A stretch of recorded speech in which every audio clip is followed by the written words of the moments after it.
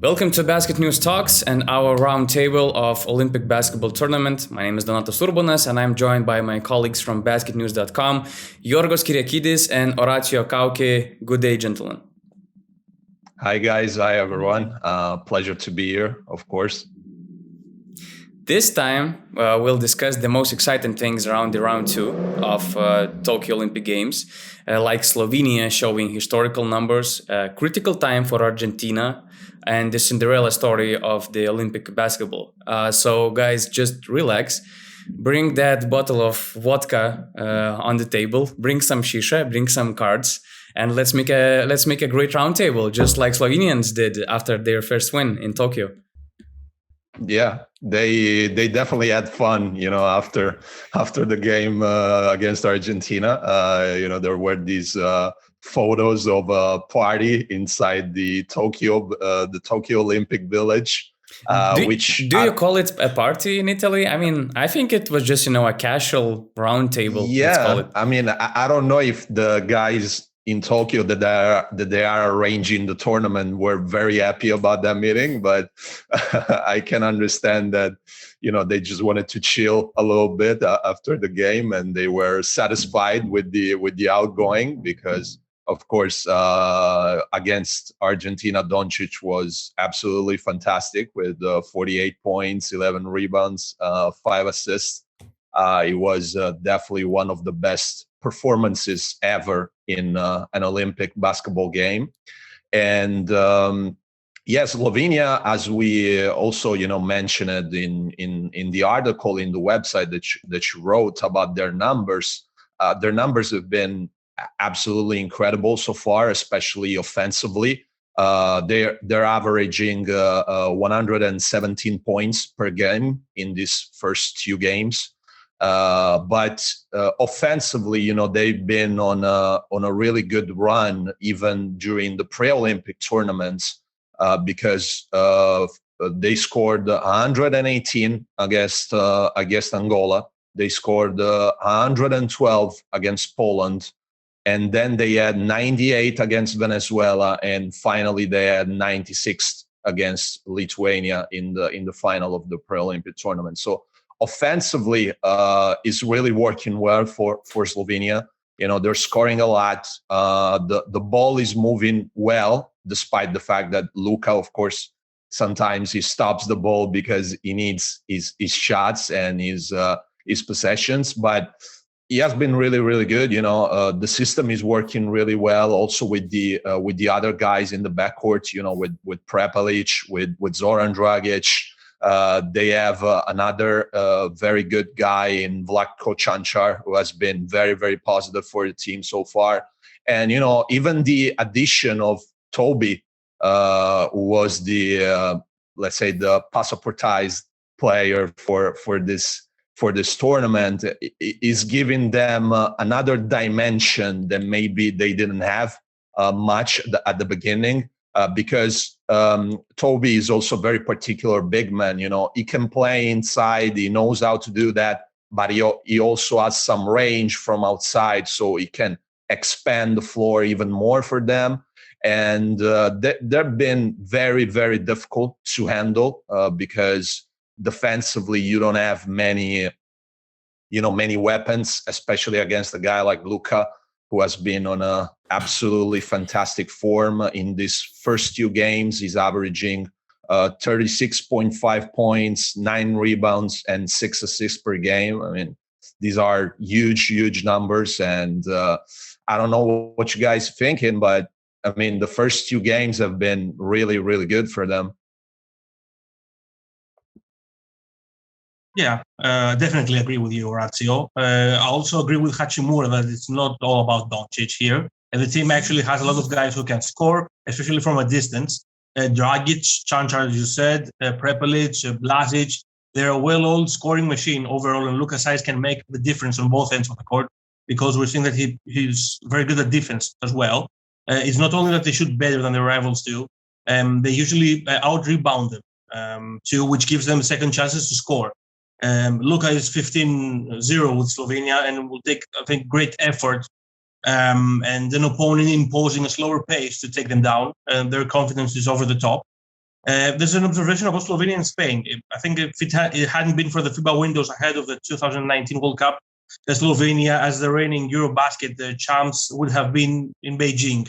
Of course, we'll never know what would have happened there, but it makes for an interesting story, an interesting debate on the theoretical level as well. Yeah, and what they're doing in Tokyo is historical, but I have to admit that, I saw them in Kaunas and I didn't see nothing new. And actually they're, following the same routine like in Kaunas. And I have in mind, all these, round table parties in the locker room and stuff like that. And it's just the way this team is. They're relaxed. They're having fun. They don't underestimate anybody, just enjoying their time together on and off the court. And you can see that, on the floor, actually. And they're just dominant and they're just unstoppable. And I'm very curious to see how Spain will test them on Sunday, because Spain is kind of, before we were used to up-tempo basketball of Spain, and we identified Spain as a offensive-minded team. But from 2019 FIBA World Cup, we saw that they changed their momentum. Now they're defensive powerhouse. They allowed only 70 points per game in China 2 years ago, and they become world champions. And you can see the game against Argentina, for example. The second quarter was a perfect example. Like almost every second possession was late clock situation, and Spain was forcing Argentina to shoot from a really tough situation. So it's going to be really interesting to see on Sunday how Spain will test the Slovenia offense, which is, it's like they're playing like the dream team in 1992. They're just, scoring the same number of points per game, and it's just something else. Mm-hmm. Yeah, I mean, it is going to be really difficult to stop them. Spain has some more weapons than Argentina, to limit them a little bit. Of course, they are a deeper team than Argentina. They have more options, but as you said, that they're playing great. There is great chemistry between them. It's just going to be very, very difficult to limit them. Plus, Spain boasts a total of 18 Olympic medals in a team in which only Lopez Arostegui, Usman Garuba, and Alberto Abalde don't know what it is to climb on the Olympic podium. That's very important, I think. On the one hand, they're an aging team, but they're also a team that has aged well and seems to have carved out a way for themselves to stay afloat, stay relevant, stay competitive. I don't think they can measure up to Slovenia. Or even a US team, a good US team, or even France, despite the fact that they beat France twice, if I remember correctly, in pre-Olympic Games. In any case, they remain a solid medal contender, in my opinion, and some former stars have adopted very well to being role players, like Rudy Fernandez, for instance. I think his competitive spirit and his ability to adapt is phenomenal. We can also talk about Ricky Rubio, guys. I think we must talk about Ricky Rubio, probably. He's having another great tournament, and we have to remember that Ricky was having a difficult time in his not even first years with the national team, like almost a decade with the national team, because he was always that kind of, a big star, big name on Spanish national team, but he never, emerged as the main guy of Spanish national team. But this team is in his hands, and he's providing, again, huge numbers. He's scoring, I guess, 23 points per game, and he is just dominant because we always recognize him as a, great defensive player, great playmaker, but now he's also making 3-pointers, and it makes him just a complete player on the FIBA court. Yes. Once he was used to his rivals defending him under the screen with their index fingers pointing down, and now he shoots off the dribble. He shoots on catch-and-shoot situations to become a sniper, a sample that everyone can improve, maybe on their weaknesses to a larger or smaller extent. He was a leader throughout the World Cup. He is a leader right now. And I think that on June 16, if I remember correctly, the alarms went off for Spain when Rubio publicly put in question his participation with the Spanish national team. But it did not take him too long to motivate himself after talking with some of his teammates, so much so that he personally called Sergio Scariolo on the phone to ask if there was still some time left for him to join the team, even at the last minute. Of course, Scariolo replied, "What are you talking about?" He was very surprised that Rubio was even questioning his own participation and the possibility for him to enter the team, even at the last minute. I would say that his career has been anything but simple so far. He had to mature before the rest, and he had to overcome obstacles that few had to face. In 2016, he lost his mother. She was a fundamental figure in his sports career, and support in his environment. It was a severe blow from which he needed reasonable time to recover, and which ended up becoming the engine that helped him eventually to become the player that he is right now. Yeah, I mean, it is true. Rubio has faced many troubles, many issues in his career. It hasn't been easy for him. And even now, he's coming from a very difficult season with Minnesota. It's like they are trying to make things work, but they're not really working so far. There have been a lot of frustrations, of issues. And, for him, it's important to come back to the FIBA environment, and creating, again, this image of himself, of being, a leader, of being a very important player. And as you said, often, in the FIBA contest, is a much more dangerous offensive player than sometimes it is in the NBA, because his three-point shooting is more consistent. And when the shot goes in, it just becomes more dangerous, because he's already a great defensive player. He's already a great, assist man. He can put his teammates in rhythm and everything. But when he's also connected offensively, he's a very difficult player to limit, and he immediately becomes really a leader for this group. And when it takes struggles, the team which is struggling at the moment is Argentina. If I'm not wrong, they lost all their preparation stage games, and they lost all two games in the Olympics, and they have to beat Japan and on Sunday and make it, by a huge margin to make the quarterfinals, because two best third place teams will qualify, and point differential will play a huge role. So what's not clicking for Argentina, guys? Can I go first? Of course. Yeah, go for it. Okay. Coach Sergio Hernandez said that they're not playing well, that they have lost their essence, their DNA, what they have always been. But he added that they can recover. I don't think so. They're a team that lack depth in their roster. It's no surprise that at both games against Slovenia and against Spain as well, they ran out of steam with the passage of time. Today, they had an excellent first quarter, especially on offense, leading by 5, and then suffered a lot against Spain's defense, scoring only 11 points in 13 minutes of play. With the exception of La Provitola, who scores 27 points. And by the way, Saras must be smiling somewhere in Barcelona right now. And no one else could take over and make some shots. And Campazzo's magical World Cup is quite distant right now. Scola only looks 2 years older. Pato Garino comes off a very serious injury and isn't quite ready to play at his level right now. Nico Brusino was great with Zaragoza, but the national team is another story. And the others simply can't cut it so far. I think that Vildoza, Dek, and Campazzo going to the NBA in the middle of the season left them stuck somewhere between Europe and the States. Had they stayed in Europe, or had they gone to the NBA from the start of last season, I believe they would be playing much better right now. All of them had very good numbers against Slovenia. Don't get me wrong. But I don't think they played according to their stat line.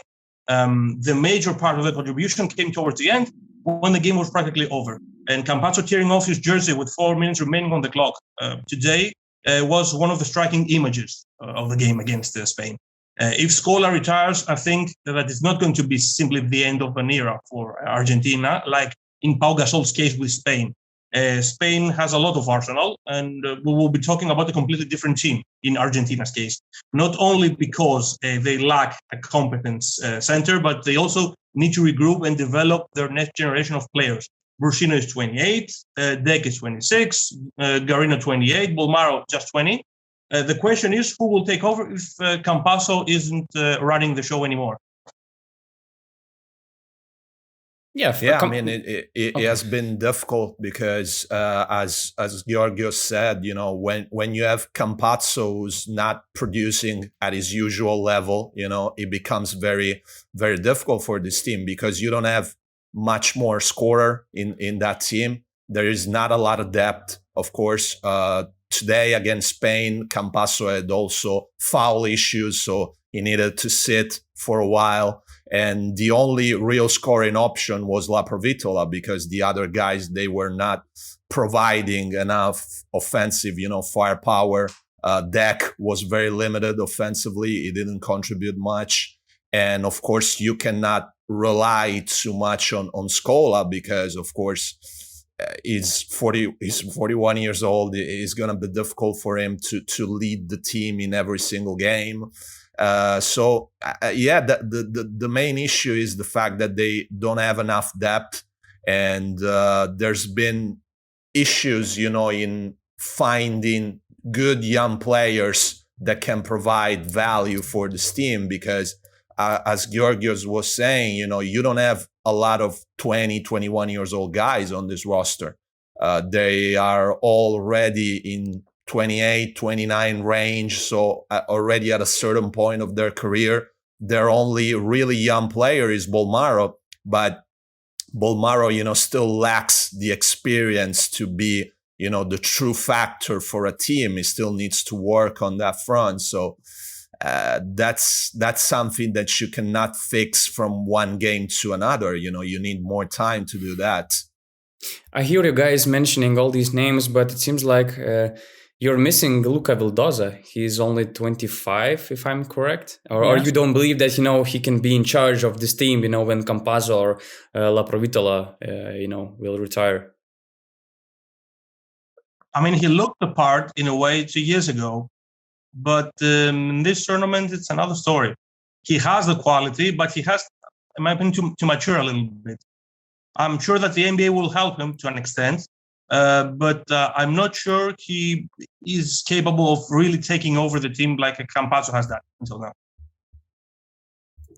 Yeah, I believe the same. I don't think that right now this is the best moment for Vildoza, to take over the team. He has been through a very particular season for him because he needed to leave Baskonia in probably the most crucial part of the season because he was just right before the playoffs. And, he never really played in New York when he arrived. He has been working out with some of their coaching staff, but he never had minutes with the team. So it was a difficult situation. I don't think that he arrived in the best possible condition for these Olympic Games. And I just don't think that as of right now is ready to take over the team, especially, in the situation when Campazzo is not really producing as his usual level. Yeah, so Argentina will need, to make some fairytale stories, to make a comeback from the tough situation they are right now. And let's finish this roundtable actually with a fairytale from Latvia. But before that, I will ask you guys, do you follow 3-on-3 basketball and how popular it is in Italy, in Greece?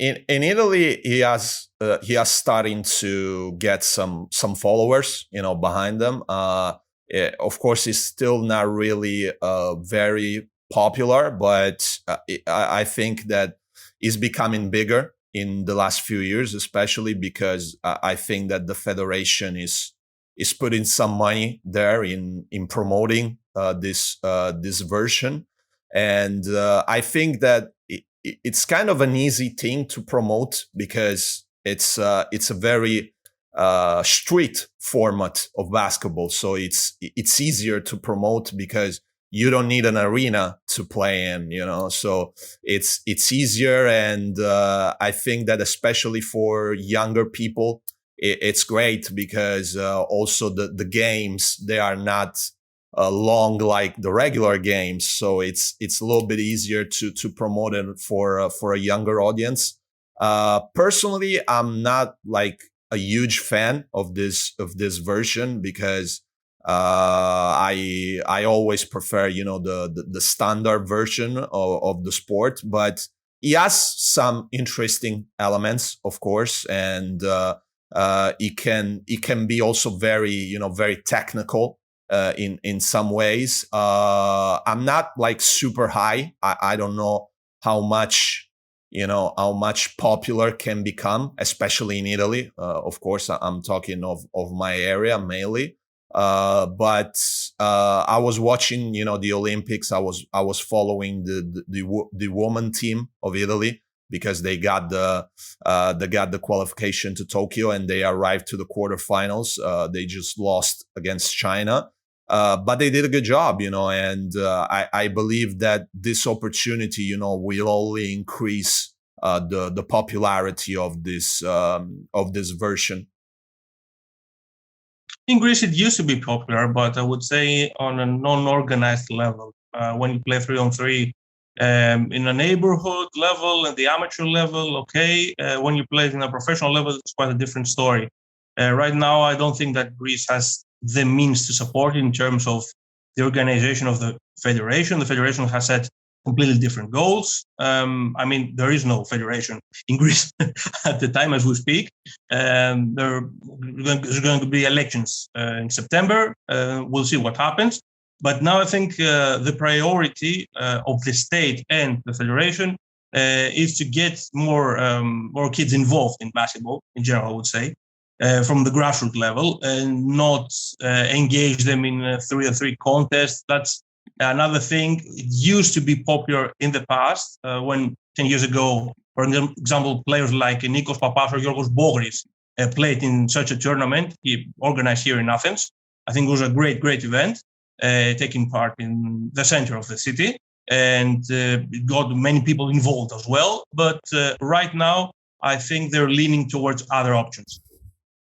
Yeah, we actually had Jonas Mačiulis playing for on 3-on-3 basketball tournament last year, and it was a real success because we had a really good tournament organized after the first lockdown in Lithuania. And since the season was cut short, all the players were also missing basketball so much that many professional players actually from the Lithuanian Basketball League participated in that tournament. So it was a great start, to promote the game, and now the federation is also more involved in promoting and creating a structure for 3-on-3 basketball because they see the opportunity. And we witnessed that Latvians saw the opportunity and they use it so well.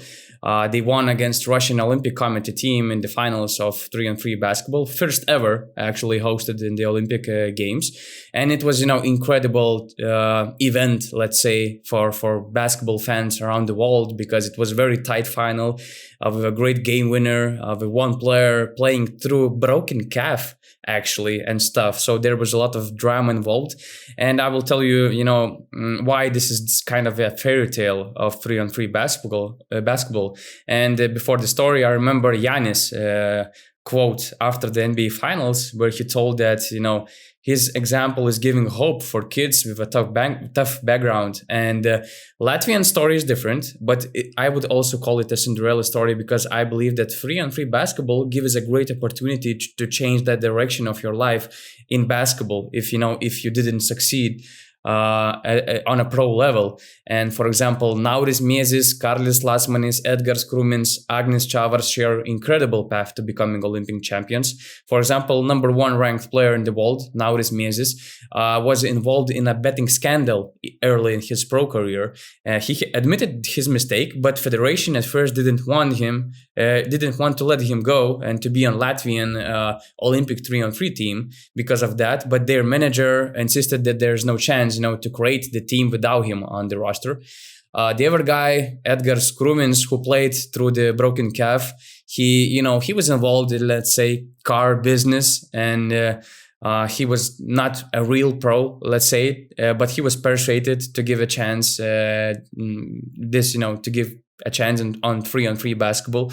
And he was playing for a while, and sometimes he was just sleeping in his car, during these tournaments. So it's also an incredible story. Agnis Čavars, he's a former Latvian league champion. But in recent years, he had a full-time job in IT and programming. So 3-on-3 basketball was kind of a side job, side hobby for him.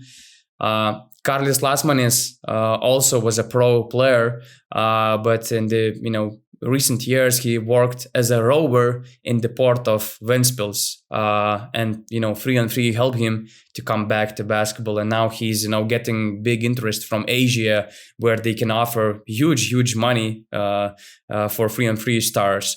Then we have like Artur Strelnieks, who helped these guys to prepare for the tournament. He's a brother of Janis Strelnieks. There is one guy like Raimonds Elbakians who started to build his ghetto games empire. This is how it's called in Latvians, and it's kind of something which started 3-on-3 basketball in Latvia. So there are so many interesting things in Latvia, and all Latvia is now hyped about this success, because it was only their 4th gold medal in Olympic history. And everybody's involved right now, like prime ministers, politics, some famous people, and some even say that in 10 years 3-on-3 basketball will be even more popular than classic basketball. So I would like to hear your short opinion about that kind of prediction. I mean, it's definitely been a great story, first of all, as you said, and it's good to see when you, especially when you have this situation of second chances. Maybe you didn't have, you weren't able to have a great career in professional basketball, or you had some troubles in your life, and you have this opportunity, to come back in a different version, and also becoming a different version of yourself, maybe a better one, So there is definitely a great side of the story, because, these second chances for a lot of people are very, very important, because, again, maybe you have troubles in your life, and this sport gives you a different perspective, and it gives you a different kind of opportunity. So it's definitely good to hear this kind of stories. And of course, when you reach the stage of the Olympics, you have also a much bigger platform to promote off of it, and that's great, of course. I agree. I agree, because the Olympics have always been a platform for incredible stories, for people who have come back from nothing to something, to being something in their lives. Now the 3-on-3, is becoming more and more relevant, I guess. I don't think that it will ever overshadow 5-on-5, let's say normal basketball, but I think that it has the ingredients to become more and more popular, and to evolve as a genre of basketball in Europe, and why not in the rest of the world? I think the United States are a superpower, as we saw in women's basketball, playing many WNBA players. Right now, I think Latvia provides a very good story for other teams to get more serious about it and put it in their programs. I don't know whether it's going to be in the forefront, or whether it's going to be less of a priority. We're going to see what happens. Nevertheless, I think that this idea of FIBA to introduce 3-on-3 into the Olympic program has been very successful so far in the first tournament we've seen, and we're ready to see what's up next. Yeah, let's get back to classic basketball. And we have France, Australia, Slovenia and Spain already qualified for the quarterfinals. The last games of the group stage will be played on Saturday and Sunday. For example, on Saturday, we're going to see the do-or-die game between Italy and Nigeria. USA against Czech Republic, going to be interesting to watch. Australia and Germany still waiting. And on Sunday, we will have do-or-die game for Argentina. As we mentioned, they're playing against Spain. And of course, Argentina is playing against Japan, and Spain is playing Slovenia on Sunday too. And after the group stage, we will have, let's say, draw ceremony to check who's going to play against who in quarterfinals, and we will have the final bracket for the rest of the Olympic tournament. But so far, let's enjoy the Olympic basketball. Thank you so much, gentlemen, for being in this roundtable. It was a pleasure, and thank you everybody who were listening to it. And you can follow us on BasketNews.com and on BasketNews YouTube channel.